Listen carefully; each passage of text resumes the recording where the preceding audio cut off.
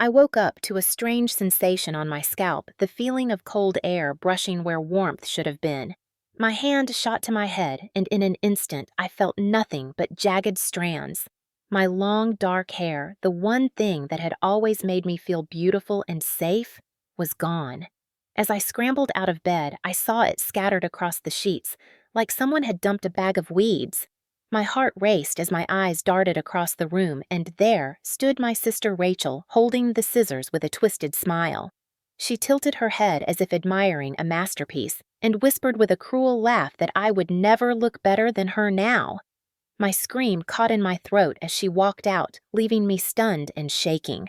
I stumbled down the stairs, clutching the uneven remains of my hair and praying that my parents would see the horror of what had been done.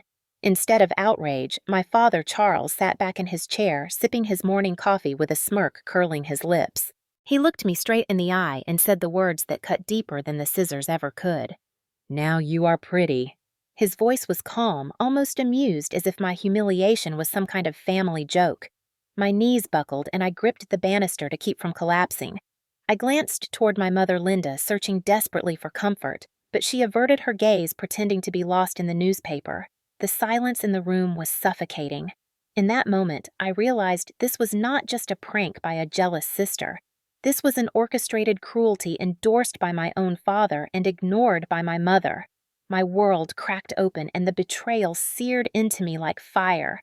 My name is Emily and I am 28 years old, but for as long as I can remember, I have been the shadow in my own family. To understand why waking up to find my hair butchered was not just an act of sibling cruelty, but the final crack in a lifetime of fractures, you need to know the story of where I come from. My father Charles has always been the center of authority in our household. He was the type of man who demanded respect not by earning it, but by instilling fear. He spoke little, yet every word carried the weight of a command. My mother, Linda, hovered behind him like a faint echo, rarely disagreeing, always smoothing over his harshness with a nervous smile or a dismissive comment that told me and my sister to obey and stop complaining. Rachel, my older sister by 4 years, was his favorite from the beginning. She had his sharp cheekbones and his confident air, and for that reason alone, she was declared the golden child. From our earliest days, Rachel would receive praise for the smallest accomplishments while my own achievements were brushed aside. I remember once in middle school, I worked for weeks on a science fair project that won second place in the county competition. I carried the certificate home with trembling excitement, thinking maybe this time Dad would notice. Instead, when he saw me clutching the paper, he frowned and asked why I had not gotten first. The next week, Rachel was applauded for a dance recital where she barely remembered her steps. Dad clapped the loudest and told everyone his eldest daughter was destined for greatness. I sat in the corner invisible. Growing up, I learned quickly that invisibility was sometimes safer. When Rachel shoved me, stole my clothes, mocked the shape of my face, or called me stupid, Charles would laugh it off as sisterly playfulness. Linda would murmur that Rachel did not mean it and I should not provoke her. But I knew better. Rachel meant every insult and every shove. She delighted in reminding me that I was lesser. One memory burns especially bright. I must have been 13 when Rachel took scissors to my favorite dress right before a school dance. I cried to my mother, begging her to intervene. But all Linda said was that maybe the dress was too mature for me anyway, and perhaps Rachel had done me a favor. Charles only chuckled and told me not to make everything a tragedy. That night, I stayed home from the dance, staring at the shredded fabric that once made me feel beautiful. From then on, my hair became the one thing that was mine alone. Long, dark, and glossy, it framed my face in a way that gave me confidence. I took careful care of it, brushing it 100 strokes each night, braiding it gently before bed, trimming the ends with precision. People at school often complimented me on it, and even strangers in the grocery store told my mother how lovely her daughter's hair was. For a brief moment, I would catch a flicker of pride in Linda's eyes, but then she would redirect the conversation back to Rachel's latest achievements. Still, my hair was mine, and in a household where everything else could be stripped away, it became my shield. As we grew older, the contrast only deepened. Rachel sailed through life with our father's approval. She failed classes but was still rewarded with new clothes and trips because Dad claimed she had a bright personality that would take her further than grades. I graduated with honors, yet received nothing more than a muted nod. When Rachel wanted to borrow money for her first car, Charles happily wrote the check while telling me that learning to rely on public transport would build character. Linda's silence was the constant backdrop. Her eyes sometimes softened toward me, but her lips never formed words of defense. It was as if fear of Charles's displeasure locked her into permanent complicity. By the time I entered college, I had trained myself to expect little from them. I paid my own way through scholarships and part-time jobs while Rachel lived comfortably at home with every expense covered. Even then, the comparisons continued. At family dinners, Charles would beam at Rachel's stories of nights out and new boyfriends while frowning at my explanations of long work shifts. To him, I was dull and joyless. To Rachel, I was the perfect target. She would mock my thrift store clothes and call me a nun for not dating as much as she did. My sense of self-worth eroded, but I clung to small victories. One was the marketing internship I landed during junior year that later became a full-time job. For once, I had a taste of independence. I moved into a small apartment, decorated it with thrifted finds, and for a while believed I could finally outrun the judgment of my family. But every holiday I returned to that colonial house in the suburbs, and every time the pattern repeated. Rachel shone, I was diminished. Even after securing a promotion, my father dismissed it as a lucky break. When Rachel posted half-hearted photos of her hobbies, he praised her creativity. I noticed the way he looked at me, always searching for flaws, and the way he looked at her, always finding perfection. The most painful part was how Linda reinforced it in subtle ways. She would tell me not to be jealous, remind me that Rachel was older and deserved more attention, urge me to stop making waves. Over time, her words felt like tiny needles stitching the belief that maybe I was the problem. Maybe I was unlovable. Yet there were flashes of defiance within me. When I looked in the mirror at my long hair cascading down my back, I felt beautiful despite them. It was my rebellion. Rachel could not take that away because I guarded it fiercely. Which is why the night she stole into my room with scissors, sanctioned silently by my father, cut deeper than blades ever could. It was not just hair. It was years of belittlement materializing in a single act. And the smirk on Charles's face when he said, "Now, you are pretty," told me clearly that in his eyes I was nothing but an object to be reshaped at his will. That moment was the culmination of a childhood spent fighting for dignity and losing again and again. In the hours after the scissors carved through the last piece of my pride, I tried to confront the people who were supposed to love me.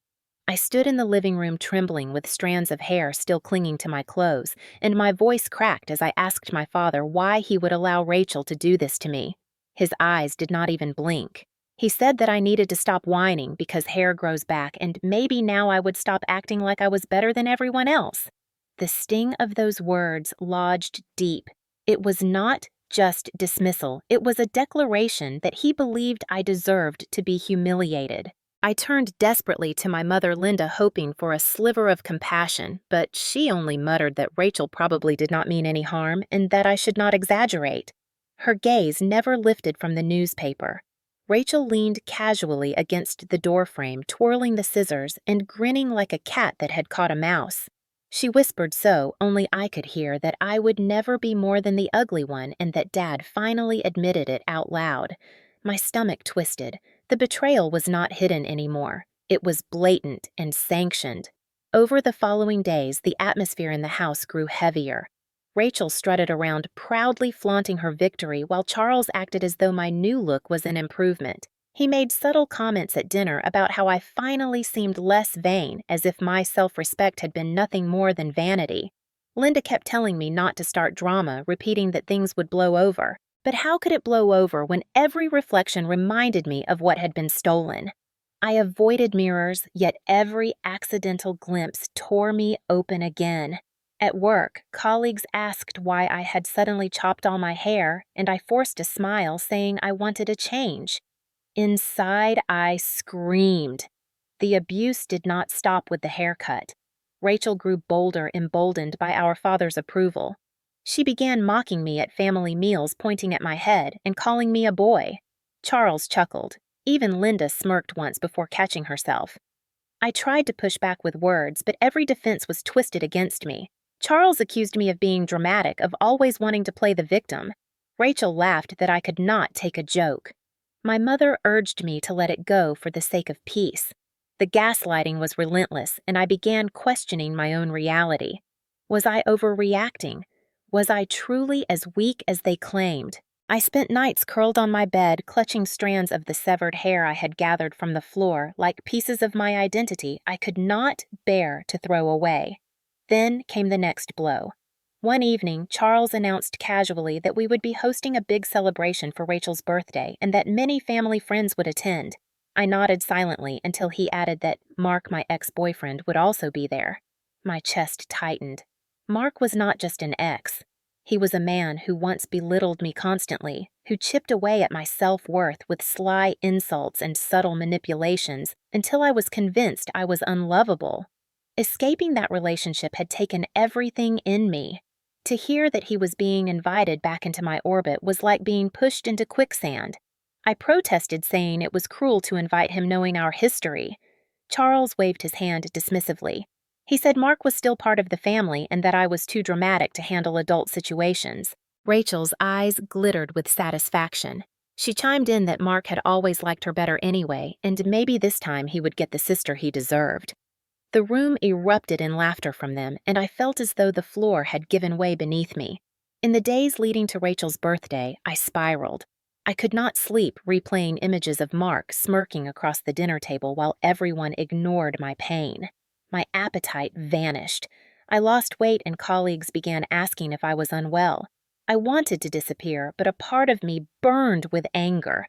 Each cutting remark from Charles, each mocking giggle from Rachel, each silence from Linda added fuel.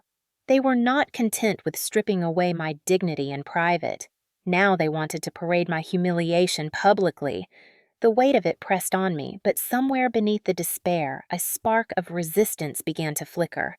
That spark was nearly extinguished one night when I overheard a conversation between my parents in the kitchen. Charles was saying he was glad Rachel had put me in my place because I had been getting too full of myself lately.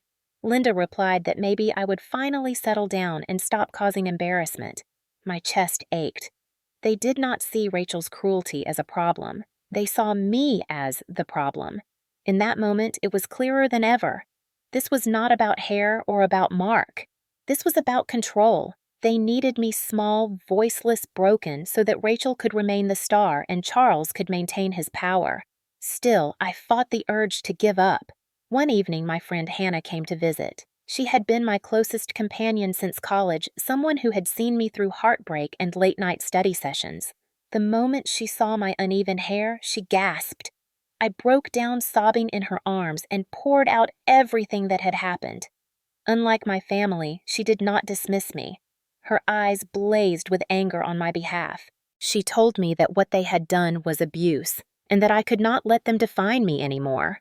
Her words struck a chord. For the first time in weeks, I felt seen. She reminded me that hair does not define beauty, and that strength is built in defiance of cruelty. Still, the fear lingered. The thought of facing Mark at Rachel's birthday filled me with dread. I told Hannah I wanted to run away to skip the event entirely. She shook her head firmly. She said running would only prove them right that I was weak and insignificant. Instead, she urged me to consider another path. What if I turned the humiliation into power? What if I showed them that I could not be erased? The idea scared me, but it also stirred something powerful inside me. It was the beginning of a plan, not yet fully formed, but simmering. As Rachel's birthday approached, the pressure inside the house grew unbearable. Decorations were being arranged, invitations sent, and I was treated as though I were invisible. Charles spoke constantly of how proud he was of Rachel. Linda fussed over table settings. Rachel paraded new outfits she would wear. No one asked how I felt. No one cared. Each night, I lay awake staring at the ceiling and promising myself I would not be destroyed. The image of my severed hair scattered across the pillow replayed again and again, but now it was joined by the echo of Hannah's voice, reminding me that the best revenge was not screaming, but showing strength. That idea began to crystallize.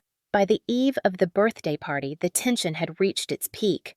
Rachel strutted around with anticipation. Charles beamed. Linda fluttered nervously, clearly aware of the unease but unwilling to intervene. And me. I stood quietly in my room, looking at the remnants of my chopped hair tucked into a box as a reminder of what they tried to take. Instead of despair, I felt resolve beginning to harden. They thought they had broken me. They thought I would cower while they celebrated Rachel and welcomed Mark. But a different story was forming in my mind. The escalation had reached its highest point, and I knew a turning point was near. The night before Rachel's birthday party, I overheard something that turned my stomach to stone. I had been in the hallway carrying laundry when I caught Rachel on the phone with one of her friends. She was laughing loudly, boasting that she had convinced Dad to invite Mark not just as a guest, but as someone she planned to parade in front of everyone.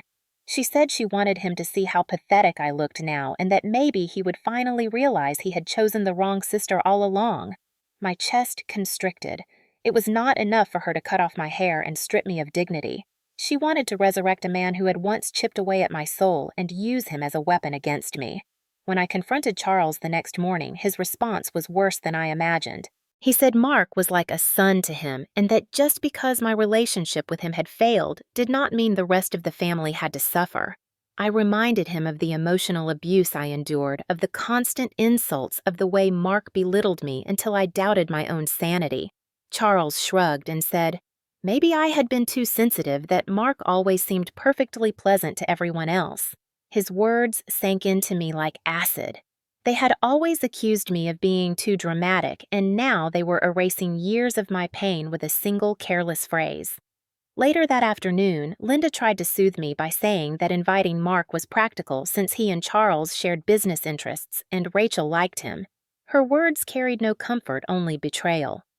I realized that my mother's silence was never just fear. It was compliance. She chose harmony over justice every time, and that choice always left me crushed. That evening, Rachel walked into my room uninvited. She held up a sleek red dress and smirked that she planned to wear it tomorrow because it was the exact shade Mark had once told me looked awful on me. She leaned close and whispered that she would make sure he noticed her, that everyone would notice her, and that I would fade into the background where I belonged. I clenched my fists until my nails dug crescents into my palms.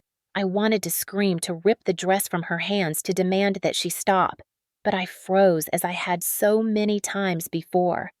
The cruel triumph in her eyes was all too familiar. That night I lay awake staring at the ceiling. The image of Rachel flaunting Mark at her birthday burned into my mind. Memories of his words returned with brutal clarity. The times he called me boring, the nights he ignored me at parties, the moments he twisted my emotions until I questioned my sanity. I remembered crying in bathrooms, hiding my face so no one would see how broken I felt. Escaping him had been my one act of strength years ago, and now my family was dragging him back as if my pain had never mattered. The realization hit me hard. This was not about hair anymore. It was not about a haircut or even about Rachel's petty jealousy. This was about erasure. They wanted to erase me completely, to reduce me to nothing but the family scapegoat whose suffering could be laughed at. The birthday party was not just a celebration of Rachel. It was being designed as a stage to display my humiliation. The thought shook me, but also crystallized something deep inside. For the first time, the pattern was undeniable. My father's smirk, my mother's silence, my sister's cruelty, and now Mark's reappearance. They were threads of the same fabric. This was not coincidence. It was the family's way of ensuring I remained powerless. Recognizing that truth was like being doused in cold water. Painful, shocking, but clarifying. I remembered Hannah's words that night when she told me the best revenge was not screaming but showing strength. Until that moment, I had only considered it as a vague comfort. Now it became urgent. If I allowed them to use Mark as another weapon, if I sat silently while Rachel flaunted him, then I would be confirming every lie they had ever told about me. But if I found a way to face them all, to strip away the masks, then maybe, just maybe, I could reclaim myself. As dawn crept through the blinds, I felt fear battling with determination. The twist had landed. They had chosen my ex-abuser over me. They had turned Rachel's birthday into a trap, but I also knew that in the center of that trap might lie my only chance to finally fight back. The morning of Rachel's birthday, I woke with a heavy knot in my chest. For a moment, I almost convinced myself to feign illness and stay in bed, but then Hannah's words rang in my ears. Running away would only cement the story they had written for me, the weak sister, the dramatic daughter, the one who could never stand tall. I dragged myself from bed and looked into the mirror. The jagged strands of my hair framed my face awkwardly, and for the first time, I didn't look away. I studied the uneven edges, the humiliation carved into my appearance, and I felt a new resolve. If they wanted me to be a symbol of weakness, I would flip it. I would walk into that party as myself scarred but unbroken, and I would not flinch. Hannah arrived mid-morning holding a box. Inside was a simple black dress with clean lines and no frills. She said it was elegant, timeless, and would draw attention to my presence rather than my hair. Her eyes gleamed with encouragement as she offered to help me get ready. I sat quietly as she styled what was left of my hair into a deliberate short look, pinning the uneven parts into something that resembled intention. When I saw myself after she finished, I felt a jolt. I didn't look defeated. I looked strong, even fierce. My humiliation had been transformed into armor. By the time we arrived at the house, it was already buzzing with guests. Balloons floated in every corner, and Rachel moved through the room, glowing with self-importance, her red dress flashing like a warning signal. My father Charles laughed loudly with his friend's drink in hand, while my mother Linda fussed over the buffet. I walked in with Hannah at my side, and conversations faltered. People glanced at me, some surprised, some whispering. Rachel spotted me immediately. Her smile faltered just slightly before she forced it back. She sauntered over and looked me up and down. "Interesting choice," she said, her voice dripping sarcasm. Trying to make a statement, I met her eyes without flinching. "Yes," I replied. "That I'm still here." For the first time, I saw her smirk falter. The true test came moments later when Mark entered the room. He looked almost unchanged, tall, confident eyes scanning the crowd with ownership. When his gaze landed on me, his lips curled in a familiar mocking smile. "Emily," he said smoothly, "you've changed your look." His tone carried the same old condescension. The room grew quiet, guests sensing tension. I steadied myself and replied, "Yes, I have." And unlike before, this time, I chose to face it. His smirk faltered confusion flickering across his face. Rachel quickly interjected, linking her arm with his and laughing too loudly. "Doesn't she look ridiculous?" "Mark," she pressed. He hesitated, caught between pleasing her and processing my unexpected composure. I felt the shift. They expected me to crumble to wilt under the attention. Instead, I straightened my shoulders and spoke louder, projecting my voice across the room. For those who don't know, my sister cut off all my hair while I slept. And my father told me it made me prettier. This dress, this look, it's not fashion. It's evidence of cruelty. A hush fell. Rachel's face blanched. Charles's smile froze, and Linda clutched her wineglass so tightly it nearly shattered. Gasps rippled through the guests. I had exposed their secret in front of everyone they sought to impress. Rachel sputtered. "She's lying. She's being dramatic again." But the evidence was right there on my head, uneven strands and raw edges. A woman in the crowd whispered loudly enough for others to hear. "That's abuse, not a joke." Murmurs grew. Charles tried to regain control, barking that I was humiliating the family, but the damage was done. Their carefully constructed image was cracking. At that moment, Hannah stepped forward, adding her voice. I saw Emily days after it happened. She was devastated. And I've heard the way this family dismisses her pain. This is not just about hair. It's about years of cruelty. Her steady voice lent credibility, and more guests nodded. Mark shifted uncomfortably, his smugness waning. For once, the room was not on their side. I felt the tremor of fear inside me, but pushed forward. "You wanted me small. You wanted me voiceless. But you can't erase me. Not anymore." The words came out stronger than I expected. My body trembled, but my voice did not. For the first time in years, I felt the power swing however slightly in my direction. Rachel screeched, her mask slipping. "You'll ruin everything like you always do." Charles grabbed her arm, trying to quiet her, but it was too late.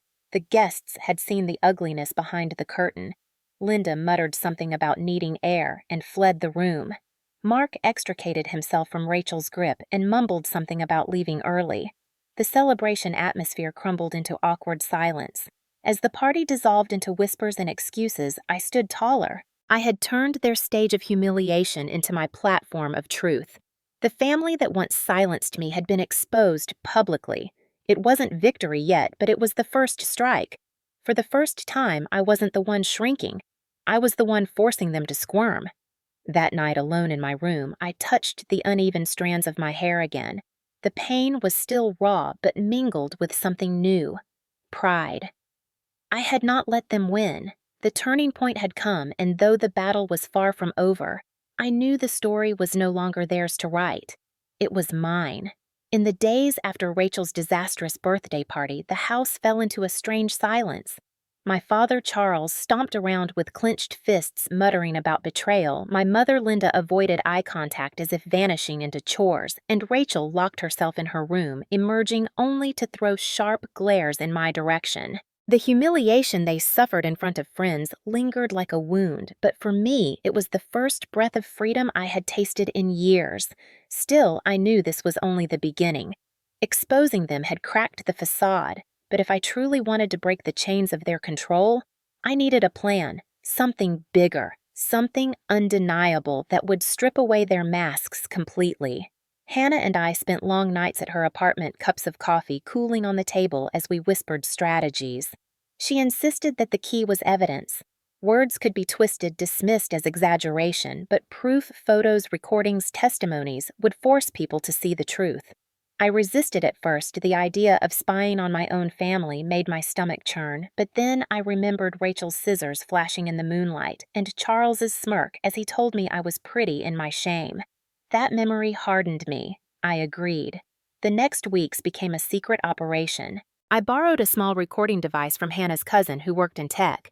I slipped it into my pocket whenever I was at home, letting it capture the constant stream of venom. Rachel mocking me over dinner, Charles calling me dramatic when I tried to explain how I felt, Linda quietly agreeing that perhaps I invited trouble. I saved every file and labeled them meticulously. At night, I listened back, each cruel word searing but also fueling my resolve. It was astonishing how easily they revealed themselves when they thought no one else was listening. One evening, I managed to photograph the heap of hair Rachel had left hidden in a drawer like a trophy. The sight of it twisted my stomach, but I snapped several shots, ensuring the timestamp would show the date. Proof of her deliberate cruelty. Another day, I filmed Charles shouting at me in the garage when I refused to hand over part of my paycheck to help Rachel buy a new dress. His words, "You owe this family everything you are. Nothing without us," echoed through the recorder, undeniable. But collecting evidence was only half of it. The real challenge was finding the stage where their mask mattered most. Hannah suggested the upcoming church charity gala. My family loved to flaunt themselves there, parading as model citizens. Charles was scheduled to give a speech. Rachel had volunteered to organize decorations, and Linda was on the committee. It was the perfect stage. I could not only confront them privately, but reveal them to the community they sought approval from most. Planning consumed me. I rehearsed how I might speak, how to reveal the truth without sounding hysterical. Hannah coached me, reminding me to stay calm, to let their own words convict them. "You're not just fighting for revenge," she said one night, her hand on mine. "You're fighting to reclaim your life." Her faith in me felt like sunlight after years of darkness. Meanwhile, tension at home escalated. Rachel caught me humming one afternoon and exploded screaming that I had ruined her birthday, that everyone laughed at her now. Charles barked that I was tearing the family apart, and Linda begged me to apologize just to keep the peace. Their fury was proof enough that my first strike had landed. I endured it silently, tucking away each insult as fuel. The more they tried to crush me, the more determined I became to see this through. In secret moments of doubt, I wondered if I was becoming like them, feeding on vengeance. But then I remembered the years of silence, the suffocating weight of being erased, and I knew this wasn't just about revenge. It was about survival, about reclaiming my voice. If I allowed them to continue unchallenged, then I would be complicit in my own destruction. As the gala approached, I refined my plan. I would wait until Charles finished his speech and Rachel basked in the glow of her decorations. Then, when the room's attention was highest, I would step forward with Hannah at my side. I would play the recordings, display the photos, reveal the truth they had buried for years. It was terrifying to imagine, but exhilarating too. The night before the event, I barely slept. I stared at the ceiling, listening to the house creak around me, imagining the storm that would break tomorrow. I touched the uneven strands of my hair, now a symbol of both pain and power. I whispered to myself that tomorrow I would no longer be their scapegoat. Tomorrow I would be the mirror they could not escape. Morning arrived, and with it a strange calm. I dressed in the same black dress Hannah had given me, its simplicity reminding me of strength. I slipped the recordings and photos into a folder tucked safely in my bag. Hannah arrived with steady eyes and firm resolve. We drove together in silence, the weight of what was coming pressing down, but also lifting me. As we pulled into the church parking lot, I saw my family already outside greeting guests. Charles in his sharp suit, Rachel in another red dress, Linda smiling softly. To anyone else, they looked perfect, respectable, admirable. But I knew the truth, and soon everyone else would too. I took a deep breath and stepped out of the car. The path ahead was terrifying, but for the first time I felt the ground solid beneath my feet. The revenge I had prepared was not reckless rage. It was deliberate, intelligent, undeniable. I was ready to face them and let the world see who they really were. The church hall shimmered with soft lights, white tablecloths, and the low hum of chatter as guests gathered for the annual charity gala. This was the event my family lived for the night they could polish their reputation and remind everyone of their supposed generosity and charm. Charles stood near the podium rehearsing his speech with an air of self-importance, while Rachel flitted between tables like a queen bee, pretending to check details but really soaking up attention. Linda lingered near the refreshment table, smiling politely at anyone who passed the picture of a dutiful wife. To the crowd, they looked impeccable. To me, they looked like predators disguised in silk. My stomach churned as I clutched the folder hidden in my bag, the recordings and photos heavy with truth. Hannah whispered beside me, "Remember, you control the moment. They've controlled the story for years. Tonight, it's yours." Her voice anchored me. The program began with a prayer and polite applause as guests settled. Rachel was praised for her decorations, Charles for his dedication to the community, Linda for her tireless committee work. Each word felt like a dagger twisting in the false image they wore. Then Charles stepped onto the stage, his booming voice filling the room. He spoke of family values, of loyalty, of sacrifice. He spoke as though he were the very embodiment of virtue, the kind of man everyone should admire. My hands trembled as I waited. The irony was unbearable. When the applause died down, I rose. The scrape of my chair against the floor echoed, drawing eyes toward me.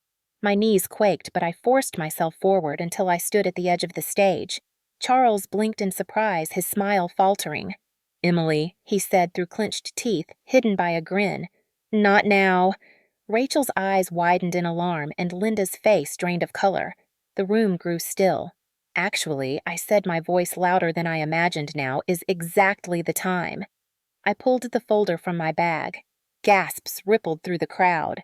Charles barked, "Sit down, you're embarrassing yourself." But I opened the folder and held up the photo of the hair Rachel had left hidden in her drawer. "This," I declared, "is what my sister did to me while I slept. She cut off all my hair, and instead of protecting me, my father smirked and said it made me prettier." "This is the family you are applauding." Murmurs spread. Rachel lunged forward, hissing, "You're lying." But Hannah stepped up beside me holding a small speaker. She pressed play. Charles's voice filled the hall, recorded in the garage. "You owe this family everything. You are nothing without us." The words reverberated unmistakable. Gasps turned to outrage. Heads turned toward Charles, whose face reddened. He stammered that was taken out of context. But Hannah pressed another button. Rachel's mocking laughter poured out, "You'll never be better than me. You'll never be anything but pathetic." The air thickened. Guests shifted uncomfortably, some glaring at Rachel, others whispering behind hands. An older woman near the front stood abruptly and said, "This is cruelty. This isn't family. This is abuse." The authority in her voice emboldened others. A man shook his head and muttered loudly, "And they pretend to be role models." The tide turned in an instant. Charles tried to seize control. He grabbed the microphone, his voice booming with false confidence. "My daughter has always been unstable. This is another one of her episodes." But before he could continue, I shouted, "Unstable! You called me unstable when I begged for help. You called me unstable when I cried myself to sleep. You silenced me for years, but not tonight. Tonight, everyone will hear the truth." I turned to the crowd, my voice trembling but fierce. "They've spent years controlling me, humiliating me, erasing me.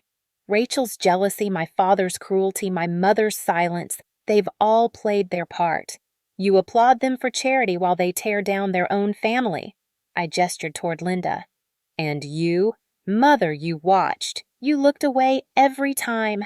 Linda's lips parted as if to protest, but no words came. Her silence was louder than any denial. The hall erupted. Some guests rose from their seats in disgust, others shook their heads, a few even stormed out.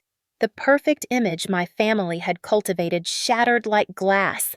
Rachel screamed at me, lunging as if to strike, but Hannah stepped between us, steady and calm. "Enough!" Hannah said, her voice low but commanding. Rachel froze, trembling with rage. Charles growled, "You think this will destroy us? You think people will believe you?"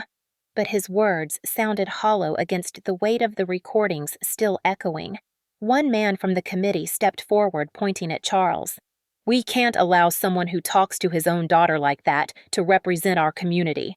Effective immediately, you are removed from the gala board." Applause broke out not for Charles, but for the man's boldness. Charles's face twisted with fury, veins bulging. Rachel collapsed into a chair, sobbing not from guilt, but from humiliation. Linda covered her face with her hands, shoulders shaking. For once, I felt taller than them all. My voice carried again. "You thought you could silence me. But tonight, everyone sees who you really are, and I am done living in your shadow." The crowd erupted in support. Some clapped, some murmured encouragement, others simply nodded with sympathy. I felt Hannah squeeze my hand, steady and proud. My heart pounded, but it wasn't fear anymore. It was liberation. The gala ended in chaos. My family stormed out, Charles shoving through the doors, Rachel trailing behind in hysterics, Linda drifting like a ghost. Guests whispered, some avoided eye contact. Others came to me offering words of support. "You were brave," one woman said. "What you did tonight matters." Each word stitched together the pieces of my broken spirit. Outside, the cool night air wrapped around me like a balm. Hannah stood close, her smile small but fierce. "You did it," she whispered. I nodded, tears finally spilling. For the first time, I said, "I feel free." But freedom came with consequences. I knew my family would strike back, that they would try to discredit me, perhaps even cut me off financially. Yet as I looked up at the star-scattered sky, I realized none of that mattered. I had shattered their control. I had stood up not just for myself, but for every voice they tried to silence. That night, as I lay in bed, I touched my uneven hair once more. It no longer felt like a scar. It felt like a crown, a reminder of the night I turned humiliation into power. The revenge was public, undeniable, and final. The girl they had mocked was gone. In her place stood a woman who would never be silenced again. The fallout from the gala was immediate and relentless. By the next morning, the story had spread through town like wildfire. Neighbors whispered over fences, coworkers murmured in break rooms, and even strangers looked at me differently in the grocery store. But unlike before, when their gazes carried pity or disdain, now there was something else in their eyes: respect. People had seen the recordings, heard the cruelty in my father's voice, the venom in Rachel's laughter, and the heavy silence of my mother. For once, no one could dismiss my truth. Charles tried to spin the narrative. He marched into the church office demanding that the recordings be disregarded as fabrications, but the committee had already made their decision. He was stripped of his role, his reputation in tatters. Friends who once admired him now crossed the street to avoid his gaze. The humiliation burned him, and I could see it in the way his shoulders slumped when he stomped around the house. For a man who thrived on control, losing the respect of the community was worse than any punishment I could have devised. Rachel fared no better. Her classmates and colleagues had all seen or heard of her outburst. The image she had so carefully crafted of the charming, confident young woman crumbled. People whispered behind her back, mocking her cruelty. Invitations she once took for granted never came. She lashed out at me at home, hurling insults, but the venom had lost its bite. Everyone knew the truth now. Even her friends began to drift away, unwilling to be tied to her disgrace. Linda retreated into herself. She no longer attended church meetings or neighborhood gatherings. When she passed people on the street, she kept her head down, her face pale and drawn. She never apologized to me, not once. Yet her silence was no longer a weapon. It was a cage she had built for herself. Watching her unravel was strange. Part of me pitied her, but another part recognized that she had chosen this path every time she looked away from my pain. At home, the atmosphere was suffocating. Meals were eaten in silence, the once endless stream of criticisms replaced by bitter glares. Charles rarely spoke to me except to mutter that I had ruined everything. Rachel sulked in her room, slamming doors and crying loudly for attention. Linda wandered through the house like a shadow. They wanted me to feel guilty, to regret what I had done. But I didn't. Each heavy silence was proof that the chains had broken. Hannah remained my anchor. She reminded me that although I had exposed them, healing would take time. She encouraged me to continue recording, documenting, protecting myself. She also urged me to seek therapy, a safe place to untangle years of manipulation. At first, I resisted, afraid of reliving the pain, but eventually I agreed. Sitting in that quiet office, speaking to someone who listened without judgment, I felt the knots inside me begin to loosen. For the first time, I spoke openly about the years of humiliation, the gaslighting, the nights I cried into my pillow. And instead of dismissal, I received validation. It was like water on parched ground. The more I spoke, the lighter I became. I realized that exposing my family had been only the beginning. The real revenge was living freely, refusing to let their voices echo in my head. So I began to rebuild. I applied for a scholarship program, something I had always dreamed of but never dared pursue, because Charles insisted I stay close to support the family. When the acceptance letter arrived weeks later, I wept. It was more than an opportunity. It was proof that I was no longer trapped. When I told my family I would be moving out, the explosion came. Charles thundered that I was abandoning them. Rachel screamed that I was selfish. Linda whispered that I would regret it. But none of their words pierced me anymore. Their anger rolled off me like rain on stone. I packed my bags calmly, knowing that leaving was the final step in reclaiming my life. The night I left, Hannah helped me load my things into her car. Charles stood on the porch, his face twisted with rage.